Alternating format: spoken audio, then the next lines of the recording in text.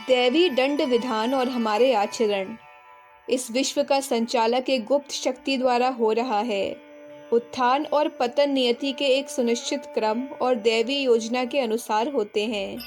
कुछ काल के लिए इस दैवी व्यवस्था में देर हो सकती है, किंतु अंधेर नहीं।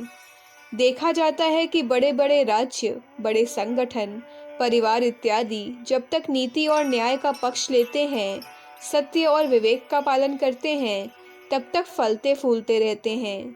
सत्य, न्याय और प्रेम में ऐसी अद्भुत दैवी शक्ति है जिसके बल पर संस्थाएं फलती फूलती हैं, अपना चरम विकास करती हैं, प्रजा समृद्धिशाली होती है, ज्ञान विज्ञान कला वाला होता है, नीति और न्याय की अवहेलना होती है तो दैवी मार पड़ती है।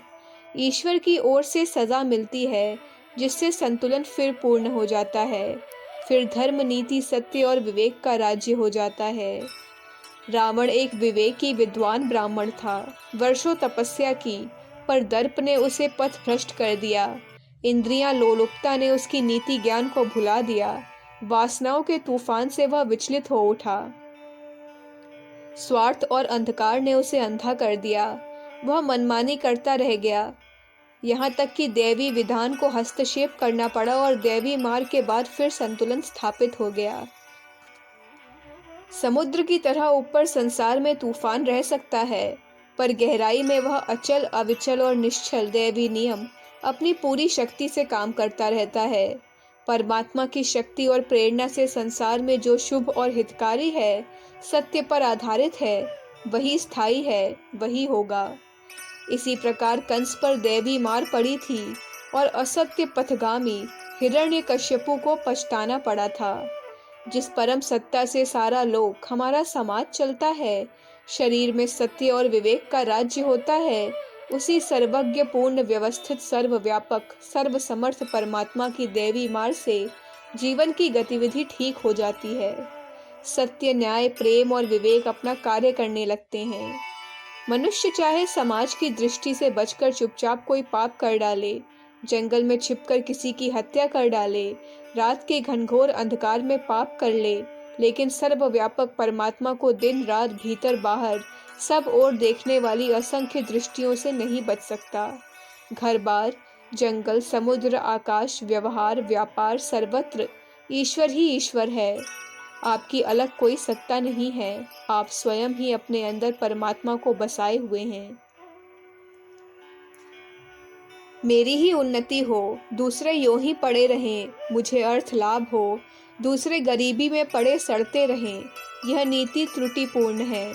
हमें समाज, परिवार, राष्ट्र सबकी उन्नति के लिए सामूहिक रूप से सोचना समझना और मिलकर शुभ चिंतन करना चाहिए। हम एक होकर एक पवित्र मत से शुभ कार्य को प्रारंभ करें। हम जो बहुत बार एक मत नहीं हो पाते हैं, उसका कारण यह होता है कि हम दैव्य मन में सोचना छोड़कर असुर मन से विचारने लगते हैं। आसुरी वृत्ति से, अपने व्यक्तिगत स्वार्थ से प्रेरित होकर, एक दूसरे पर अविश्वास करते हुए, एक दूसरे को तिरस्कृत करते हुए हम चलेंगे तो कभी कार्य में सिद्धि नहीं पा सकेंगे। आसुरी मन हमारे शुभ संकल्पों को नष्ट कर देता है। क्रोध, द्वेष, ईर्ष्या आदि उत्तेजनात्मक प्रवृत्तियां दैवी मन को कमजोर करने वाली कुप्रवृत्तियां हैं। हमारे अंतःकरण में शुद्ध अंतरात्मा हमें दैवी मार्ग दिखाता रहता है। निस्वार्थ प्रेम और विवेक से युक्त दैवी मन हमारी बहुमूल्य दैवी संपदा है, उसे कदापि न त्यागना चाहिए। सर्वहितकारी कार्यों में लगने से दैवी शक्ति हमारे साथ रहती है। सर्वव्यापक, सर्वसमर्थ, सर्वबलपूर्ण परमात्मा का साथ रहता है। अतः अपने इस दैवी संपर्क को कभी नहीं त्यागना चाहिए।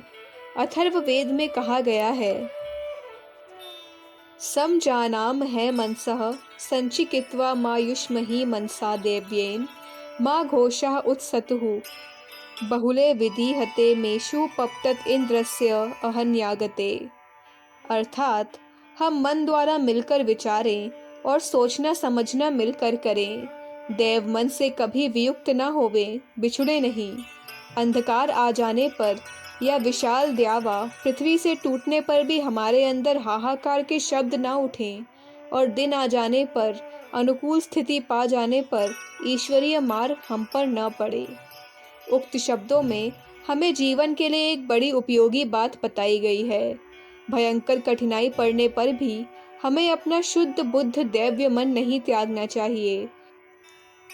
क्षुद्र असफलताएं समयानुसार स्वयं नष्ट हो जाती हैं।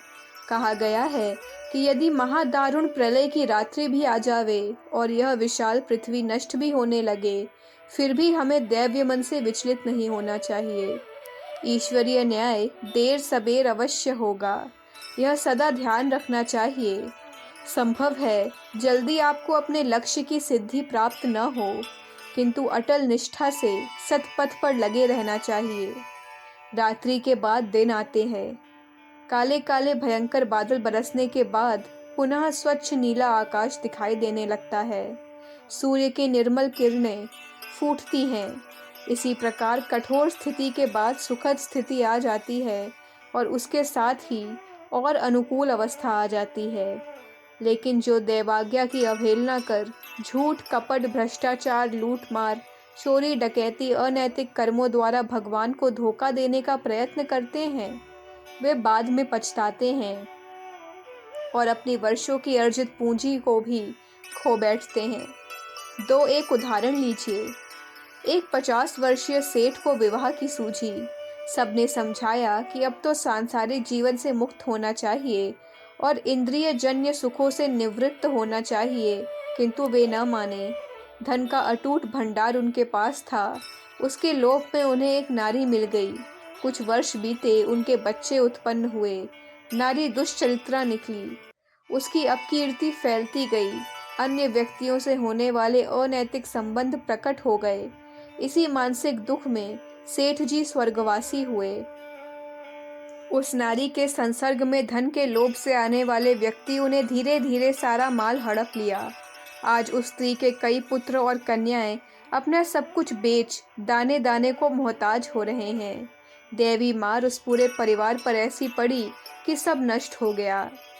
एक पुलिस के एसपी बहुत रिश्वत लेते थे। चारों ओर अमीरी और शानो शौकत थी। ऐश्वर्य का विलास था। सोचते थे जीवन यूं ही मस्ती और शान से चलता जाएगा। एक बार रिश्वत लेते हुए रंगे हाथों पकड़े गए। नौकरी छूटी, समाज में अपमानित और दंडित भी हुए। पुराना जोड़ा हुआ सब व्यय हो गया। सदा ईश्वर के नेत्र हमारे अच्छे बुरे कार्यों और मंतव्यों को देखते रहते हैं। हमें सदा सत्य, न्याय, ईमानदारी की कमाई का, उचित अनुचित का विवेक जागरूक रहना चाहिए। विषय भोगों और इंद्रिय लोलुपता में नहीं पड़ जाना चाहिए, अन्यथा दैवी मार बुरी तरह हम पर पड़ती है। ऐसे ही समय इंद्र वज्र गिरा करता है।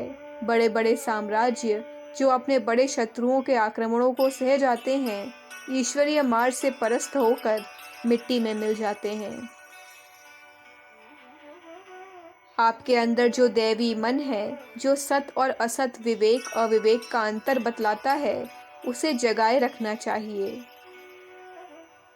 अखंड ज्योति, फरवरी 1959, पृष्ठ संख्या 7, 8, 9। हमारे YouTube चैनल विचार क्रांति दूत अखंड ज्योति पत्रिका को सब्सक्राइब करें एवं अगली वीडियोस प्राप्त करने के लिए बेल आइकन दबाएं। धन्यवाद।